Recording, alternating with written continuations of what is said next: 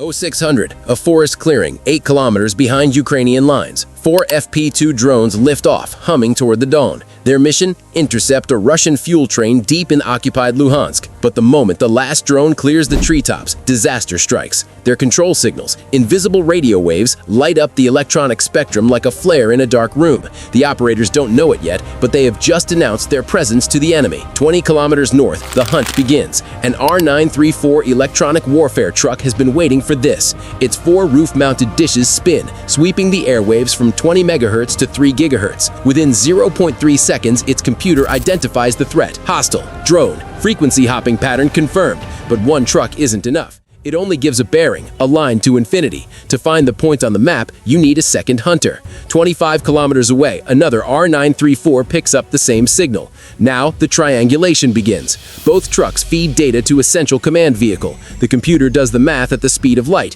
It measures the tiny time difference, fraction of a second, between when the signal hit the first truck versus the second. This draws a curve on the map. Where the curve intersects the bearing lines, that's your target. Total time from detection to solution, 23 seconds. The coordinates are instantly pushed to a BM-21 Grad rocket battery 31 kilometers away. The Ukrainian drone team has 90 seconds to live. The Russian battery commander doesn't hesitate. Standing orders. Detected drones get immediate suppression. 40 launch tubes angle up. The fire control computer accounts for an 8-knot crosswind. Whoosh! The operators hear it first. A tearing sound in the sky, not a bang.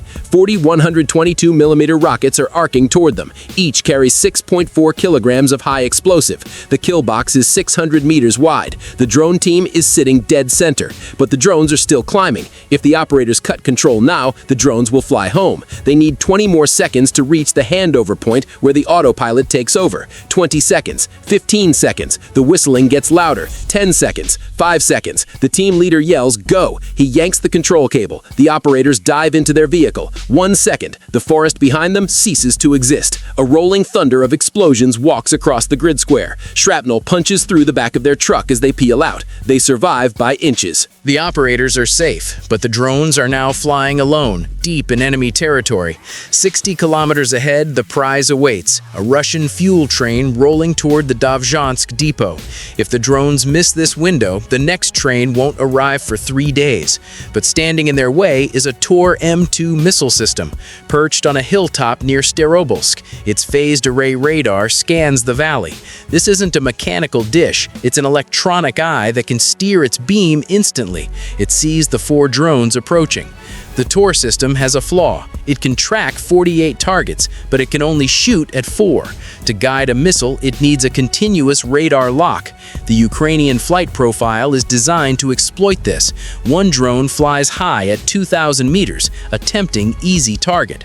One flies at 500 meters, weaving.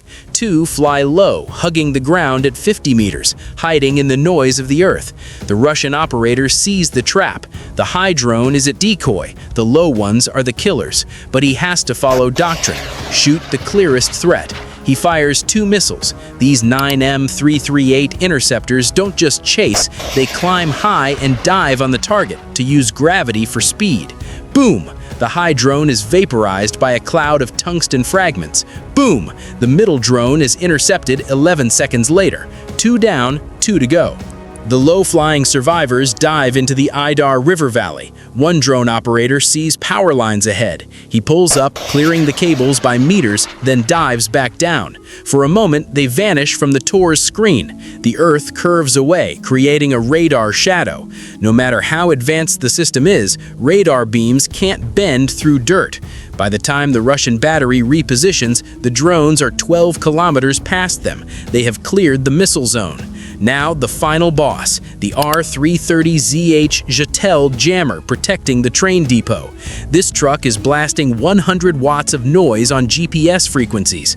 As the drones enter the 30-kilometer zone, their satellite navigation dies. The drones switch to INS, inertial navigation. They are now flying blind, calculating their position by counting every twist and turn. But INS drifts. Every minute adds error. If they fly too long, they will miss the depot entirely. Back in Ukraine, the video feeds turn to garbage. The jamming is tearing the signal apart. The frame rate drops to a stuttering slideshow. The operator fights through the lag. It's like playing a video game with a 400 millisecond delay. He switches the camera to manual focus and drops the exposure to cut through the glare. Through the static, he sees it, the train. On the thermal camera, the diesel tankers glow white-hot against the cool ground. The tracks look like two bright lines pointing to the target. The Zytel jammer is screaming on every frequency, trying to break the link. The Russian operator is pushing his equipment to the melting point, but the drone's radio hops frequencies 1,000 times a second, finding tiny gaps in the noise. The first drone aligns with the third tanker car, 06:45 a.m. Impact. The warhead detonates. The tank car, pressurized with fuel, doesn't just explode, it bursts like an overfilled balloon. 60 tons of diesel spray into the air, igniting instantly. The heat triggers the pressure valves on the other cars. One by one, they vent fuel vapor into the fire. The train becomes a rolling volcano. The second operator waits exactly 30 seconds. He needs the smoke to clear just enough to see the depot buildings. There, the fuel transfer station. He aligns his drone with a massive storage tank coming in from upwind to spread the fire. 06:46 a.m. Impact. The building holds 500 tons of diesel. The explosion bulges the walls, and then the fuel-air mixture ignites. The blast wave shatters windows 3 kilometers away. In less than 60 seconds, the Ukrainian team has turned a strategic fuel shipment into a column of black smoke visible from space. The Russian army just lost thousands of gallons of diesel and gained a very long walk. If you like deep dive in military, please don't forget like, comment, share, and subscribe for more informative videos. Thanks for watching.